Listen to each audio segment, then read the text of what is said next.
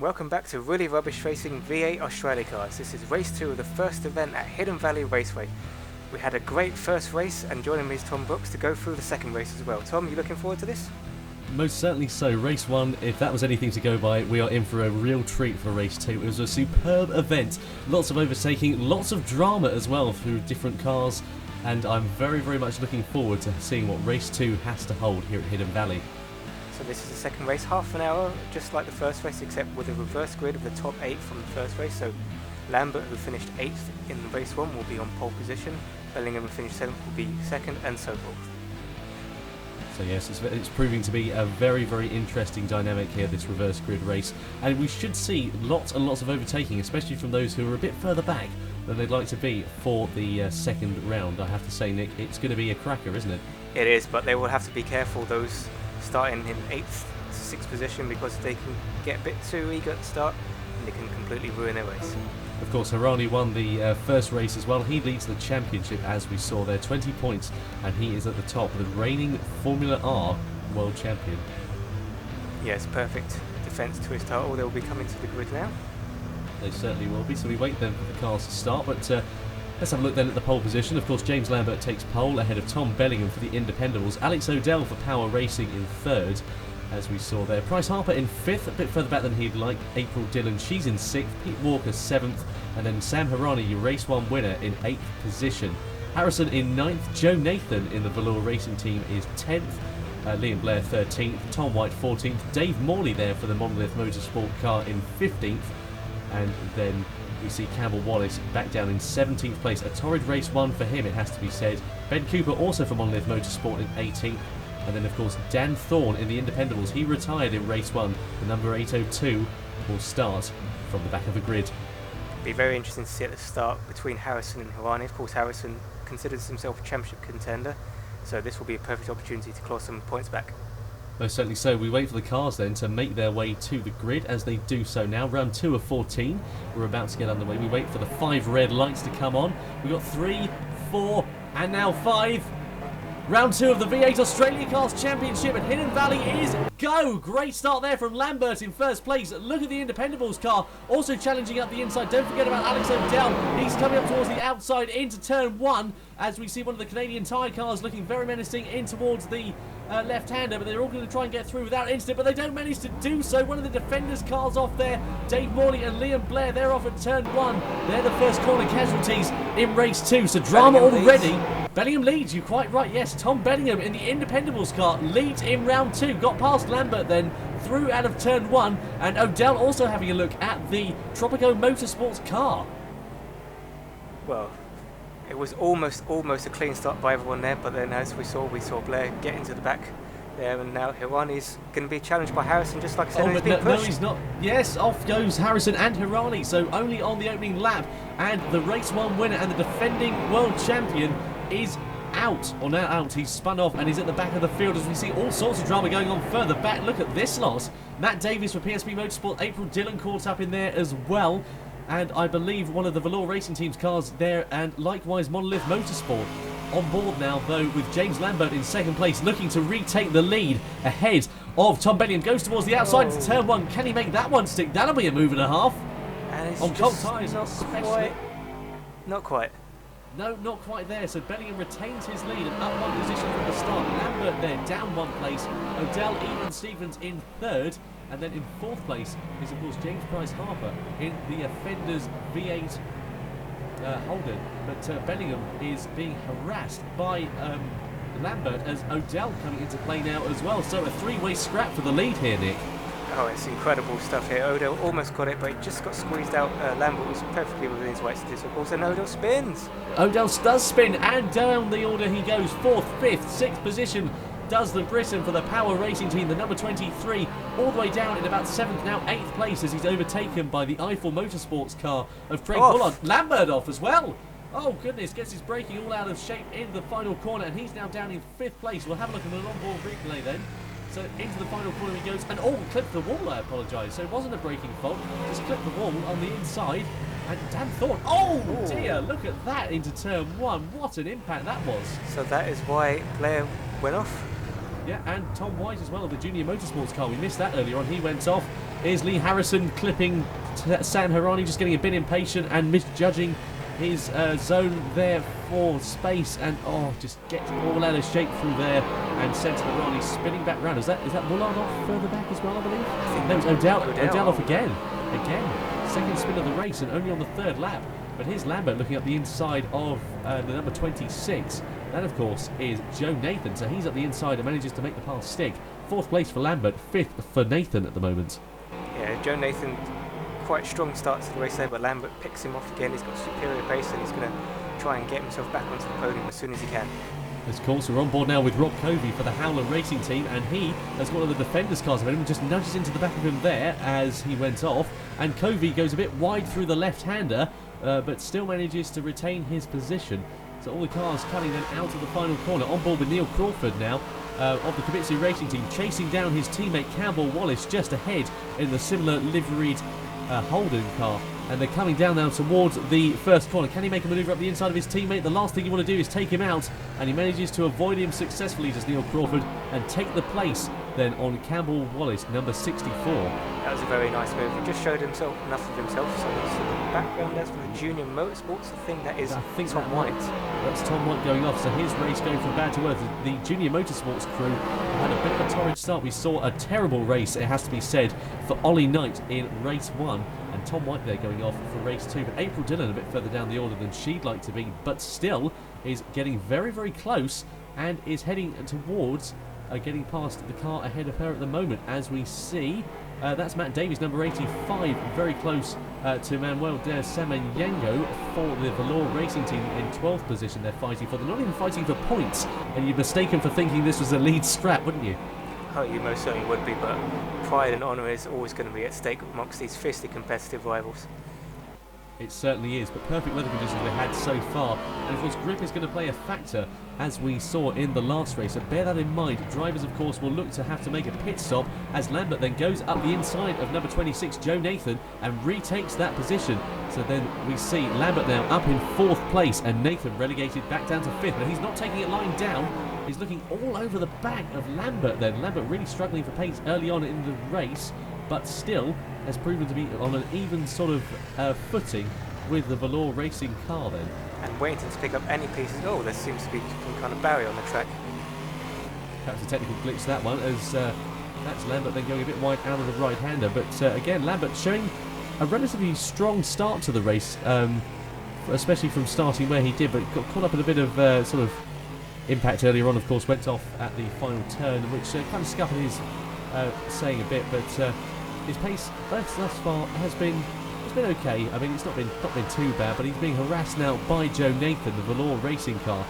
Needless to say, it looks like he's going to get up the inside, but we see Lambert going defensive. Yeah, he has, very defensive. Pushes him up almost against the wall, and that allows number 26 to go through. But he's going to try the switch black, is Lambert, but can't quite manage it. Great racing between the two, demonstrating that they're both very competent drivers, and Lambert again down now to 5th place. That was a very nice move by Nathan. Brakes just late enough to make the move, but not too late, so that he still had the apex covered. And he gained 4th position. This is Bellingham being harassed by James Price Harbour. This is going to be for the lead. It is, yeah, as you said. Bellingham currently out in front at the moment. Price Harbour going a bit wide there out of the the right-hander, I should apologise, but manages to keep it all together. But Price Harbour having somewhat of a better race this time around than he did last time out. I mean, he really could have threatened for the win, but was it for his incident in the early race where he spun off, of course, and got caught out with some incident further back in the field. But yeah, he had a very good showing considering his demise earlier on in the race, and is proving to be a force to be reckoned with in the opening couple of laps. Or I'd say 7 laps now we're in of the race. It really has flown by. Oh, he's gone wide into the turn 1. A bit of a commentator's curse there from us as they come out of it now, and on board with your race leader Tom Bellingham at the moment, number 33, and he's proving to be very, very strong, is Bellingham at the moment. He had, like I say, a torrid time out in race 1, and was very, very competitive, at least, in the Formula R series last time out. But he's demonstrating his pace once more. So Price Harbour there for the defenders rather in 2nd place, as we see a yellow flag on circuit, and that's why. That's Crawford. Yeah, that's Crawford for the Kibitsu Racing Team. The 222 car is off the circuit, manages to regain control and rejoins in about 11th place, does the Briton. So a terrible shame there for him, and he is all over the back then of Manuel de Semmenyengo. So he is right in that scrap with Ollie Knight, who's down in 12th place. Not the start that he wanted. The pole position man from race 1 is down in 12th place, of course, due to his terrible race 1, it has to be said. He had an awful time in the first race, the opening race of the championship, but this time out has proven to be relatively more competitive, but is still stuck down there in 12th position, trying to get past the RlyR Racing Team car. Yeah, it's not been the dream start for Knight by any means, but here's Bellingham now. He's still ahead of Bryce Harper. Bryce Harper will fancy his chances of winning this race, but that's very much easier said than done, and of course now he's going to have to worry about pit walk behind him as Tom Brooks spins off a lap down already, and he's in the barriers. He does. Number 3 there, the 22nd place car. He spins off, but manages to regain control. So through the right hander they go, but Bellingham looks to be very comfortable in his car. I do wonder though if he might be pushing a little bit too early. Of course, we've seen tyre wear being a major factor in these races thus far, and I do wonder whether it could just affect him if he's just pushing that little bit too much too soon, and whether he'll be able to eke out his stint before he pits. Well, we have seen before from Bellingham, even if he does wear his tyres, he's actually really quite good at living with the loss of grip, so it's going to be quite challenging for James Bryce Harper. He's going to have to make the move rather than wait for it to be given to him. He is. Bryce Harper is all over the back of the Independables car at the moment, and is very, very quick as we see them going past the Defenders car. That must be RlyR, yes, who's very slow. So he's being lapped, I believe, as Bryce Harper close into the braking zone of the right-hander. Into third gear they go, and gets a bit wide out of there, but manages to keep it all together. Don't forget about Pete Walker, though, of course, for the power team. He's very close behind as well. Yeah, he just cannot afford to make a mistake. He's in that horrible zone there as a driver. What do? Do you go for the attack or you go to defend? Of course, Bellingham has pulled out a little bit out from him now, so maybe he's going to have to worry more about Walker first and then think about Bellingham later. But Walker is now very close to him. Perhaps so, but Bryce Harper demonstrating very good pace in these opening laps. But Pete Walker has got superior performance at this stage. Oh, that's Brooks going all the way round. Goodness gracious me. He's lost it. Oh dear, look at that. All over the show is Brooks. Narrowly misses Odell. Yeah, he does in the young offenders car. What happened to him there? What an instant. Very unusual place to go off. As well, that's Bryce Harper, very, very menacing on Bellingham. But look at Pete Walker though, up the inside of Bryce Harper. Does he get the manage to get the manoeuvre done? Yes, I think he's done it. No, he got side by side, very close between the two, and it means that Bryce Harper is going to have the line up towards the right hander, and yes, he does so. So he manages to retain his position, as that is Dan the other Independables car, Dan Thorne, off as Walker up the inside again of Bryce Harper. Great racing between the two. And he manages to finally take the place, signed, sealed and delivered into the left-handed hairpin. So number 71 gets ahead of number 78 on lap 10 of the race here at Hidden Valley. Great racing between these three at the front. Oh, it's an absolutely extraordinary racing here. Bryce Harper was trying to get for lead, and in the blink of an eye, in one lap he's now down into third, and he's got twice the job. Now, further back we must mention that Craig Woolard then and April Dillon then, they're very close for 7th place at the moment. And Woolard just ahead, but Dillon looks up the inside into the final turn. Can she make the move stick? They're on towards the main straight then, and they're going to be side by side because they're not going to have a tow. Is Dillon? Oh, Bryce Harper off into the first corner braking zone. The third position man goes out of the race, or out of contention, I should say, and that is going to relegate him further down the field. He'll be in about 7th or 8th place. Is that Walker in the lead? It is Walker in the lead. I think you're quite right. We missed that going on. As we see him, so he's there just ahead of Lambert from the Motorsports car. So going to talk us through this one then, Nick. So you see Bellingham going very defensive. Walker just knows he can't do the inside, so he waits for Bellingham to go too deep on the brakes. He does so, and he just switches down the inside, and the door was wide open for him to set lead. This is what happened to James Bryce Harper. Oh, just too deep, and then he had to correct himself to avoid a hit in Walker. It is, and a terrible shame there for Bryce Harper, as that's Crawford again off. So the second spin of his race down in 18th place. It goes from bad to worse for the Kibitsu team. Look at Sam Hirani though. Whereabouts is he?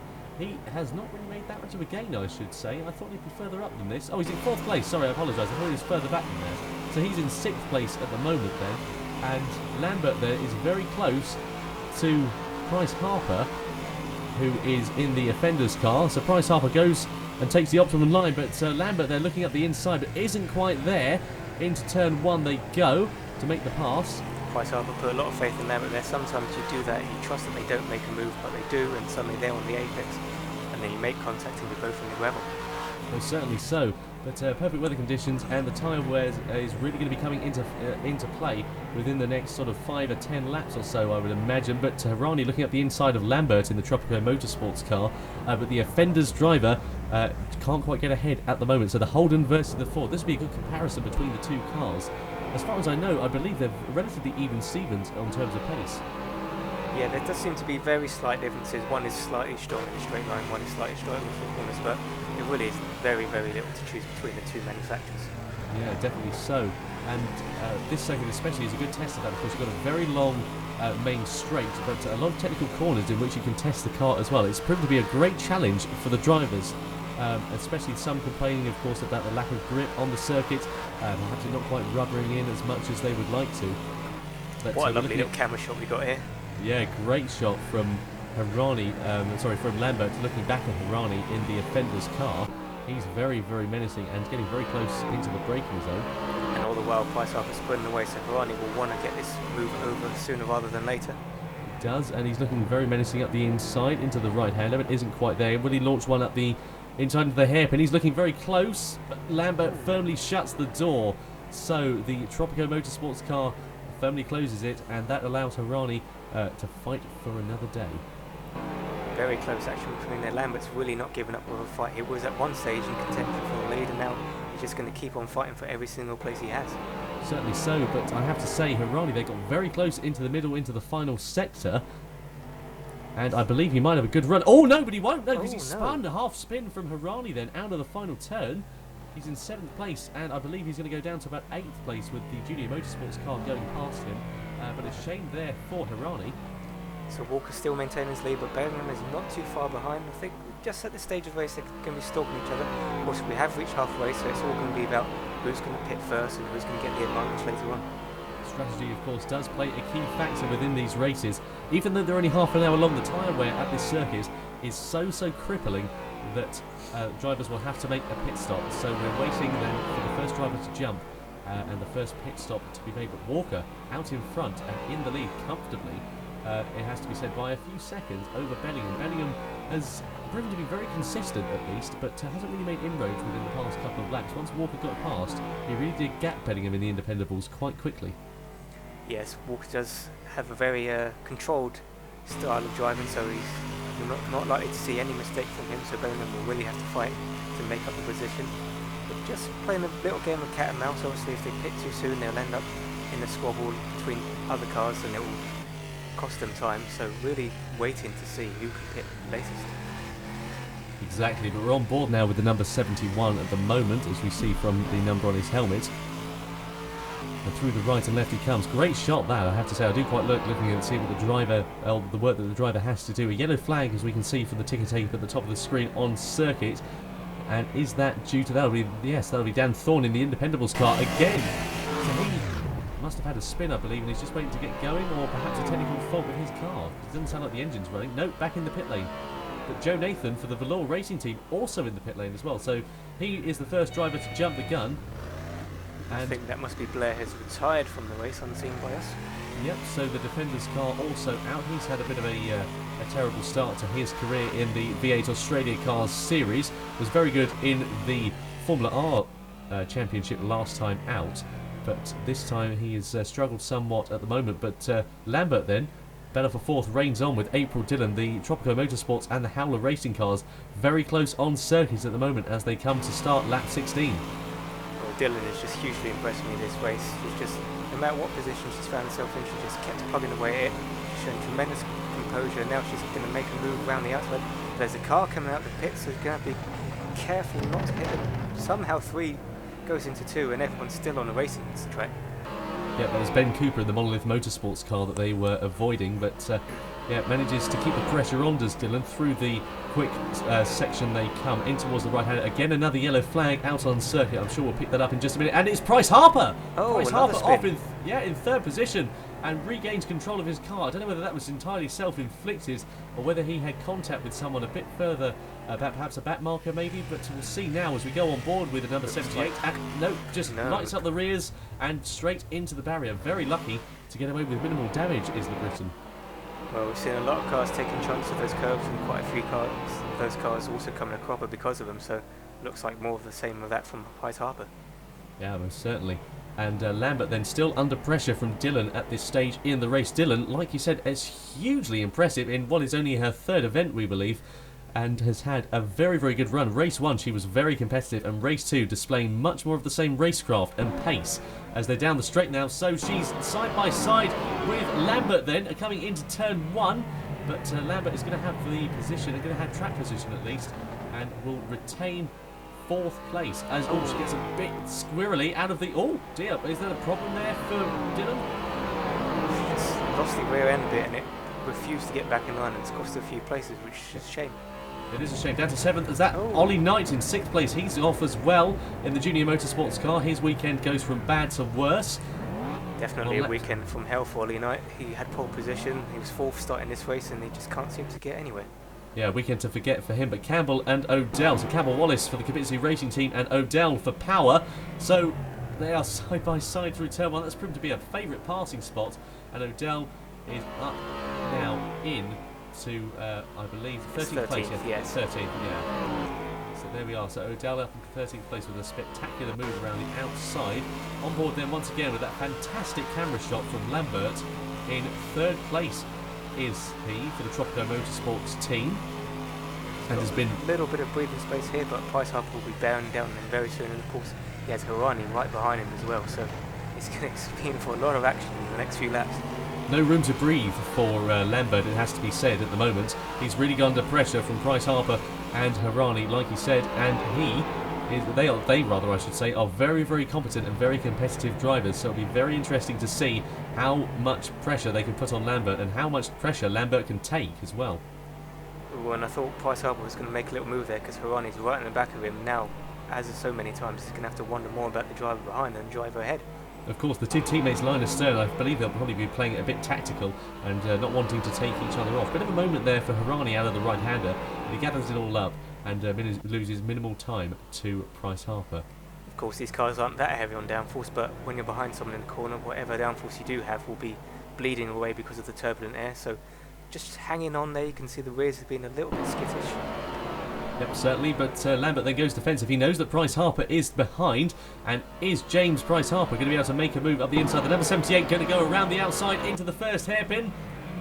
They're side by side, but they're not quite close enough. That's Harani. Yeah, Harani getting all out of shape into turn 1 as well, and that does allow Dylan then to play catch up, and then she is in 6th place currently and is right now on the tail of Harani in the offenders. Well, I think that was a bit of, what do they call in Australia, hooning from Harani. Almost seemed to be drifting around that corner. Probably paying too much attention to the cars in front and realised how late in the braking zone he was. Probably taking inspiration from Ken Block or someone like that in Gymkhana. He's a very, very, very good driver, is Harani, and has proved to be very, very competitive, as we saw him win and dominate race 1 by a clear margin of about 26 seconds, and is looking to be very competitive in race 2 as well. Perhaps not as far up as he would like, but nonetheless, he's proven to be very, very close at the moment. And Harani then, speaking of being close, is right behind James Lambert then. Then he's in the slipstream now as they come across the line once again. It's a battle for 3rd position we see, on board with James Lambert, and he's going to force James Price Harper to go wide and take the outside line into turn 1. Price Harper does so, but Lambert goes deep on the brakes as well. Was that a bit of a block pass from Lambert, do we think? Or do we think that was just a bit of a misjudgment of braking there, Nick? I think it looked like both of them just playing chicken, and both of them braked a little bit too late, and that has allowed Harani through into the middle of the sandwich. Most certainly has as well. So some defenders 4 and 5, as that's Matt Davies going off in 19th place. Number 85 spins and rejoins the circuit as James Price Harper, another spin at the hairpin. That's the 3rd spin of the race for Price Harper, and that is going to put pay to his weekend. He's going to have a lot of ground to catch up on now to get up to the back of Dylan, of course, and Harani as well as Lambert. So that's James Price Harper, who's further down in the order now. What a shame for him. Yeah, it was all prompted by them coming up to the back mark. I believe that was Ben Harderton, just trying to get out of the way as best as he could. Nothing he could really do, and Price Harper caught out in all of it. And we're now into the final 7 laps of this race. Once again, as with race 1, has flown by. Incident and, of course, overtakes aplenty in round 2 of the V8 Australiacars Championship at Hidden Valley. He is going for a lunge up the inside and collides them with Lambert. And, they spin off at turn 1. So, 4th and 5th position is where they were. Rejoins! And PSP Motorsports car there of Matt Davies caught up in all that drama through turn 1. Oh, goodness gracious me, what a shame for the two. Oh, it's just immense. I mean, they hit each other, and then Davis was having his own incident as they're coming right back onto the racing line, and it's a miracle that all of them are still in one piece. I think you're quite right, and I believe I saw Campbell Wallace without his front bumper as well, so maybe he got caught up with the drama earlier on, as number 6 there, Manuel de Samanyango, who is a lap down. He's in 17th place, is ahead of James Price Harper, so Price Harper is looking to get ahead of de Samanyango then to take and overlap to that rather, I should say, Manuel, and make his progress and continue his progress through the field and get towards Hirani, who is in the middle of those two. Yes, Manuel should be getting out of the way pretty soon. You'll probably let him have a free pass down the straight, otherwise he'll be under the rough for stewards.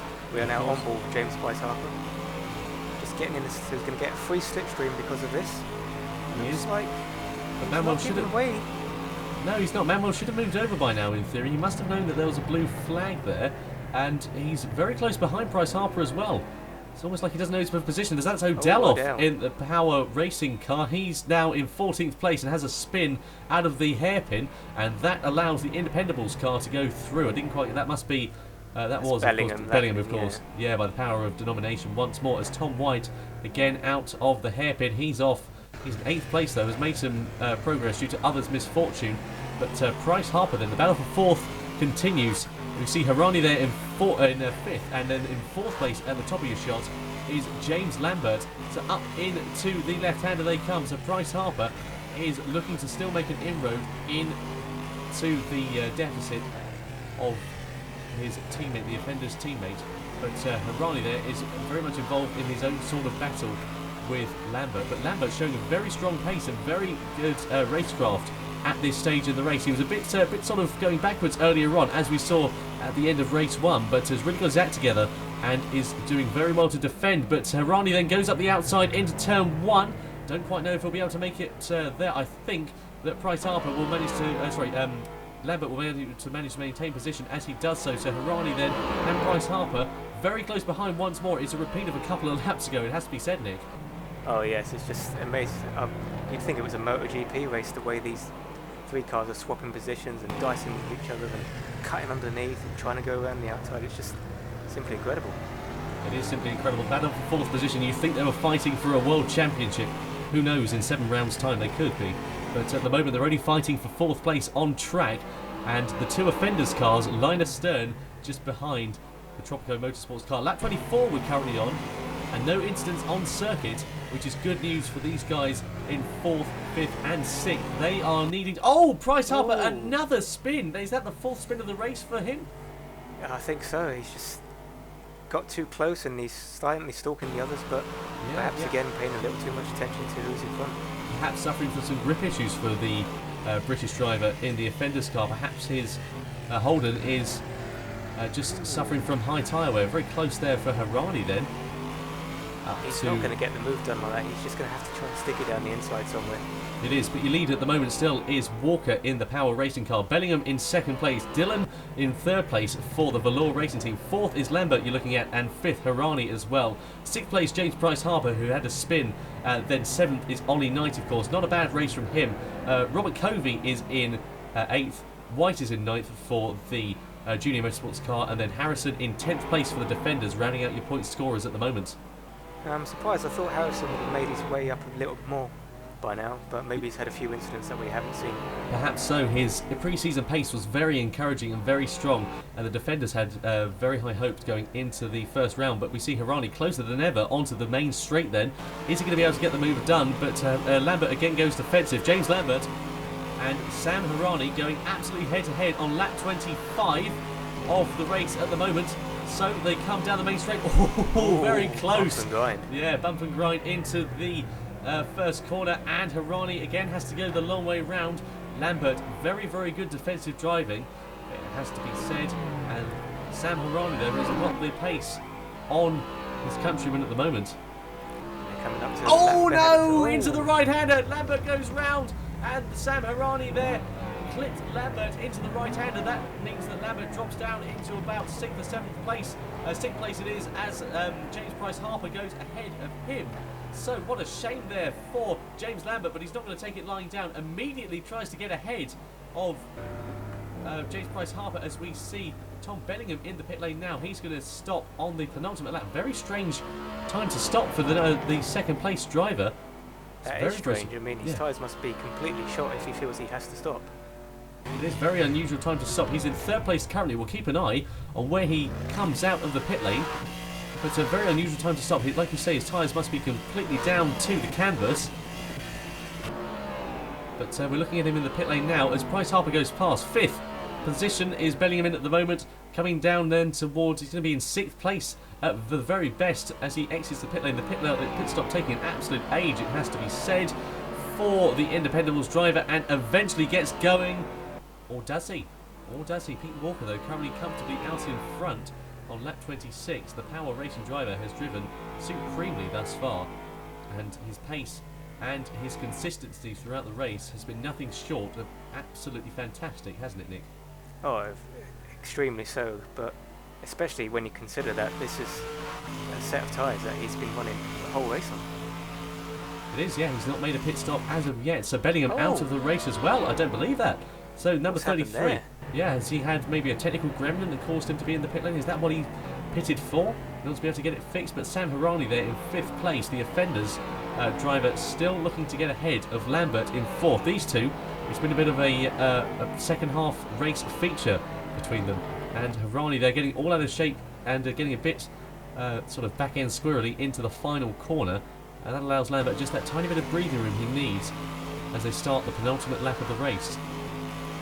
Yeah, this is really going to be a do or die now from Ryan. He's got to get that position just for a few more points. You never know how many points you'll need in the championship to clinch it.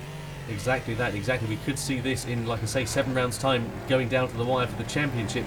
However, at the moment, Sam Harani just needs to play the patient game and just be consistent, be quick, and just take the lines he needs to take in order to be able to try and get past Lambert. But Lambert's defensive driving thus far has been brilliant. Oh no, another collision there between the two. Lambert and Harani come to blows once more.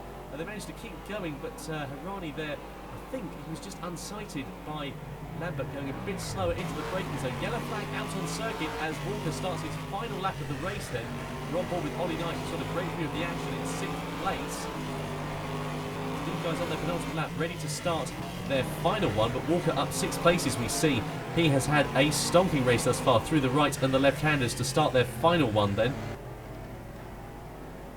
And onto the... It's been a very exciting race, and not like the first race in which there was about 10 spins per lap. This has been much more controlled and measured performance by the field, and some very impressive driving.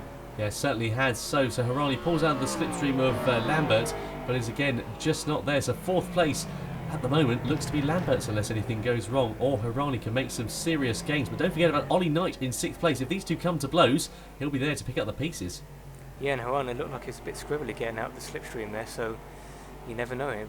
He does, but Pete Walker then rounds the final corner and comes across the line here at Hidden Valley to win round 2 of the V8 Australicars Championship. Fantastic race from the Power Racing driver, and he takes his victory, the maiden victory of his career in the V8 series. But Price Harper then up into 3rd position. He's battling with Manuel Samaniego as he... Oh, Manuel punts him off into the final corner, and Manuel of course was a lap down. I don't believe that. What is he doing there, honestly? So Price Harper is going to finish in about 5th position. Manuel was a lap down, as we know, and should have been allowing Price Harper through, but on the final lap they came to blows, and that means to say that Price Harper is going to finish in 5th. So Lambert holds on and gets 3rd position now, inherited from Price Harper.